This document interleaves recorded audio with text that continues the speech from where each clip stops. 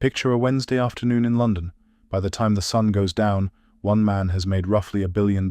He didn't rob a bank, he broke one, or at least he broke the number a government was willing to bankrupt itself defending. His name was George Soros, and what happened on September 16, 1992, still gets taught as the day one trader beat an entire country. But here's the part that doesn't add up.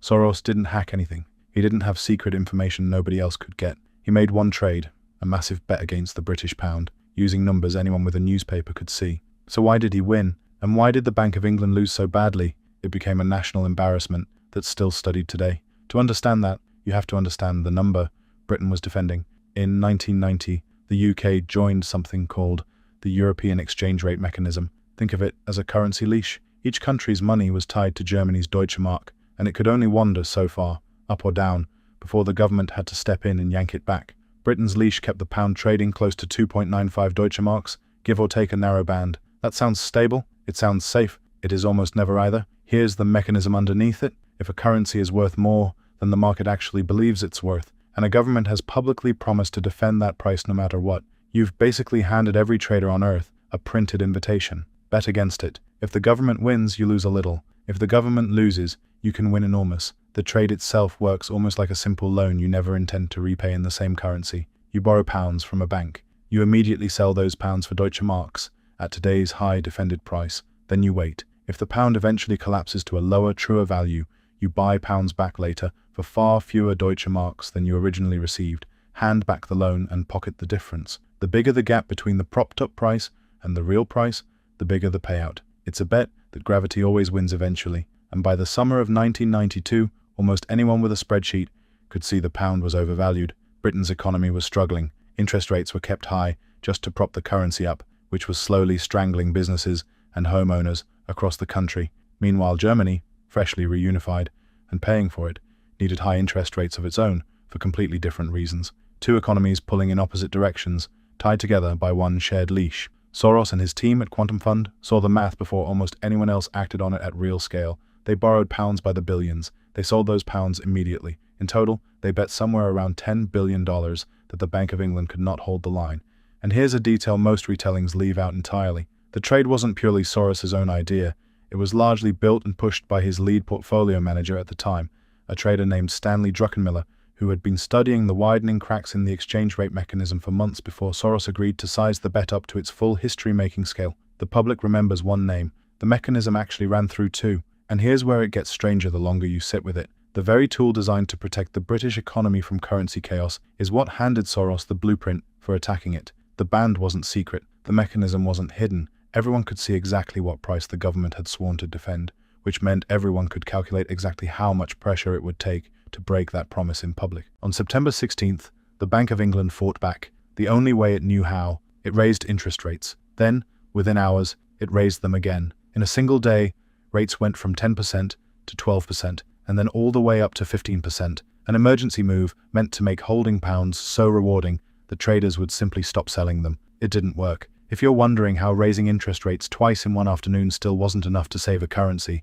stay with this, because the answer is the entire point of this video, and it isn't what most people assume. The Bank of England also spent billions of pounds from its own reserves, buying up its currency in the open market to prop up the price, essentially fighting the entire trading world using a fixed pile of ammunition. Estimates put the cost of that single day's defense at somewhere around £3.3 billion of taxpayer money. By evening, the government gave up. Britain withdrew from the exchange rate mechanism entirely, and the pound was finally allowed to float and find its real value on its own. Soros's fund walked away with a profit widely reported at around $1 billion, all from a single afternoon. Now, if you've ever wondered how one trade can move an entire national economy, that's basically the whole reason this channel exists, breaking down the hidden math behind the money decisions that quietly shape everyday life, whether that's a national currency or your own checking account. If that kind of thing is useful to you, go ahead and hit subscribe right now, because the next video is going to do the exact same thing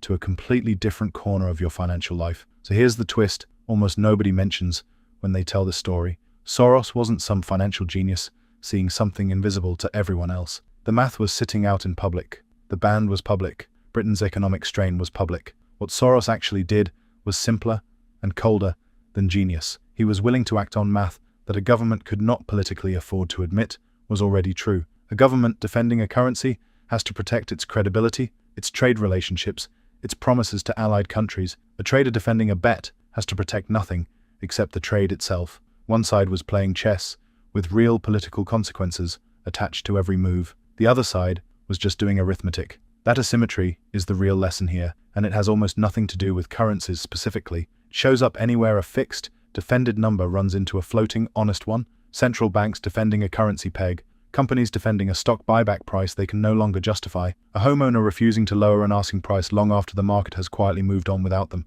In every version of this story, the side doing the defending is fighting with a finite pile of resources, and the side doing the betting only needs to be right once, at scale, before the defense runs dry. That is not a coincidence. It's just what happens whenever an official price and a real price disagree for long enough. Anytime you are defending a number that the math no longer supports, a stock you refuse to sell because admitting the loss feels worse than the loss itself, a monthly budget you keep insisting works, even though your expenses passed your income months ago, a business plan you built 5 years of decisions on top of. You are the Bank of England on September 16, 1992. You are spending your own limited reserves defending a price that reality has already quietly rejected. And whatever market you're up against, in whatever form it takes in your own life, does not care how much you've already spent trying to hold that line. The actual move was never stubbornness. It was recognizing early that the number you're defending has already broken, and letting it float toward what it actually is before you've drained your entire reserve trying to prove the opposite. In practice, that just means asking one honest question before you spend another dollar defending a position. If you had no history with this number at all, no sunk cost and no pride attached to it, would you still be defending it today? If the answer is no, you're not investing anymore. You're just doing what the Bank of England did, spending real reserves to protect a number that stopped being true a while ago. So somewhere in your own bank account, there just might be a number you're defending as hard as Britain defended 2.95 Deutsche Marks. The only difference is that nobody has placed a $10 billion bet against you yet, which means, unlike the Bank of England, you still have time to let it go before someone else forces you to.